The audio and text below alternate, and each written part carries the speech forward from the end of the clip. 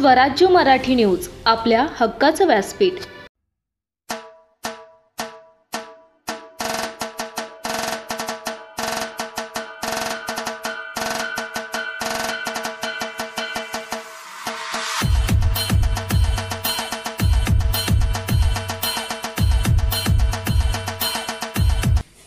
नमस्कार। अंगभूत असलेल्या गुणांचा आणि महत्वाकांक्षांचा उदंड उपयोग करून घेऊन भौतिक विकास साधत जाणं हे जुलमी राजवटीत सहज शक्य होतं। ही जुलमी बेबंदशाही वाढत गेली की भरडल्या जाणाऱ्यांची संख्या सुद्धा वाढत जाते। हे चक्र अजून असंच सुरू राहिलं की त्यातून कुठलाही चेहरा मोहरा नसलेला समाज नावाचा अस्ताव्यस्त प्राणी जागा होतो। त्यातून एक चित्रकार निघतो आणि अद्भुत असं काहीतरी घडू लागतं। सर्वसामान्य असणारी एकदम समाजाची हिरोबंदी झालेली दिसतात। समाजातील टोकाची अनागोंदी आणि असहाय्यता अशा लोकोत्तर पुरुषाची निर्मिती करते।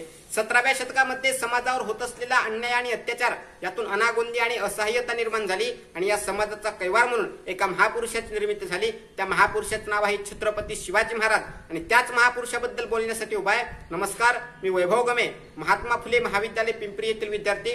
विषय बोलतोय स्वराज्य निर्माते छत्रपती शिवाजी महाराज। मित्रांनो, विषयाच्या सुरुवातीस स्वराज्य निर्माते हे दोन शब्द आहेत। स्वराज्य निर्माण करणं म्हणजे नेमकं काय? तर आयत्या पिठावर रेघोट्यावडणं फार सोपं असतं, त्यात फार कौतुक नसतं।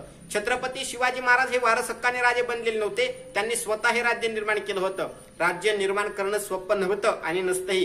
इतरांनी स्थापलेल्या राज्यावर बसणं आणि स्वकर्तृत्वानं राज्य निर्माण करणं यात खूप फरक असतं। महाराजांनी स्वराज्य स्थापनेची इच्छा मनात बाळगली, तसा विचार केला, त्याची नीट योजना आखली आणि तसा व्यवहार करून राज्य स्थापन केलं। मित्रांनो, साधी गोष्ट आहे, एखादं ग्रह निर्माण करायचं असेल तर नुसत्या भिंती उभारून दगड रचून चालत नसतं। त्या माणसाला त्या समाजामध्ये वावरत असताना नीतिमूल्यानं नैतिकतेने वागावं लागतं। छत्रपती शिवाजी महाराजांनी स्वराज्य निर्माण केलं ते नीतिमूल्याच्या नैतिकतेच्या बळावर। महाराजांची काही तत्व होती, त्या तत्वावर महाराज चालले आणि त्या तत्वावर चालून महाराजांनी सामाजिक अधिष्ठानाचं व्यासपीठ निर्माण केलं आणि त्यामुळे मित्रांनो त्यांना स्वराज्य निर्माण करणं शक्य झालं।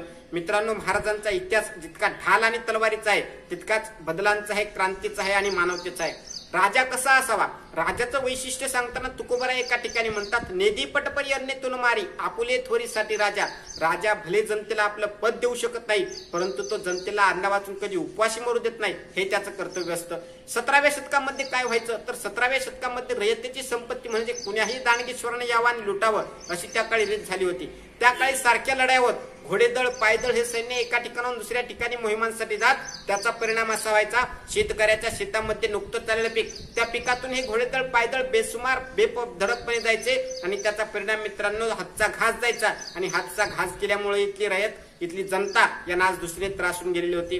मित्रांनो, त्या ज्या ठिकाणी त्या सैन्याचा मुक्काम व्हायचा त्या ठिकाणच्या लोकांना ते सैन्य आणि सरदार त्रास द्यायचे। सैन्य आणि सरदार असे वागायला ज्या काळी सस्तावले होते, दैवावर भरवसा ठेवून आलेली आपत्ती सहन करायची सवय ज्या काळी रयतेला झाली होती, त्या काळी एक सत्पुरुषत्वाने म्हणतो, रयतेच्या भाजीच्या देठाला हात लावला तर त्याचे हात कलम केले जातील। मित्रांनो, आज्ञापत्रकामध्ये आपल्या सैनिकांना आज्ञा करताना महाराज एका ठिकाणी म्हणतात की सैन्यातील घोड्यांना चारा वैरण लागली तर रोख रक्कम देऊनच खरेदी झाली पाहिजे। मित्रांनो, साधी गोष्ट आहे, आपल्यावर अन्याय अत्याचार होत असेल आणि त्या अन्याय अत्याचार विरुद्ध जर एखादा आपल्या बाजूने उभा राहिला तर तो आपल्याला आपला वाटायला लागतो। महाराजांच्या बाबतीत तेच झालं। इथल्या रयतेवर होणारे अन्याय अत्याचाराविरुद्ध छत्रपती शिवाजी महाराजांनी लढा दिला आणि त्याचा परिणाम असा झाला, छत्रपती शिवाजी महाराज प्रत्येक रयतेला आपले वाटायला लागले। प्राचार्य शिवाजीराव भोसले म्हणतात, अनाचाराविरुद्ध लढा देण्याची वेळ जेव्हा जेव्हा येईल तेव्हा तेव्हा छत्रपती भारतवर्षाचे मार्गदर्शक ठरतील।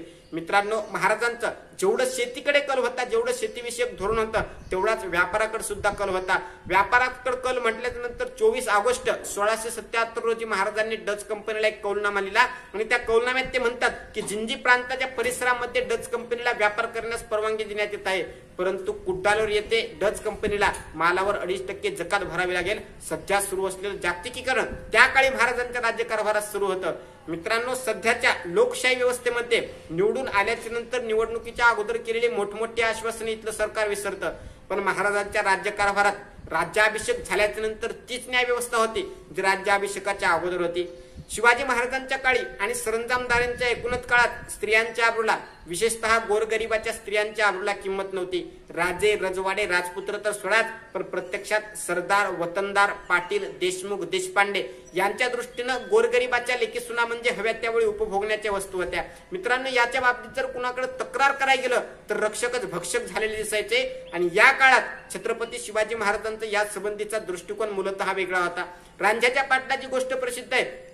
त्याही पुढे जाऊन सांगायचं झालं तर राज्याभिषेक झाल्यानंतर 4 वर्षांनी म्हणजे 1678 रोजी सकुजी गायकवाड नावाच्या एका सेनापतीनं बेळावाडीच्या किल्ल्याला वेढा दिला. त्या किल्ल्याचे किल्लेदार एक सावित्रीबाई देसाई नावाची स्त्री होती. त्या बहादूर स्त्रीने मित्रांनो 27 दिवस किल्ला लढवला, पण शेवटी सकुजी गायकवाडने तो किल्ला जिंकला आणि विजयाच्या उन्मादात सूड भावनेनं त्या सावित्रीबाईवर हल्ला केला, तिचा बलात्कार केला. मित्रांनो, महाराजांच्या कानी ही बातमी कळताच महाराजांनी त्या सकुजी गायकवाडचे डोळे काढण्यास आज्ञा दिली आणि त्याला जन्मठेपेची शिक्षा दिली. मित्रांनो, सांगायचं काय तर ज्यांच्या पाठबळावर राज्य करायचंय अशा सरदारांची गय न करायला न्यायावर एक जबरनिष्ठ लागते, जी छत्रपती शिवाजी महाराजांची होती.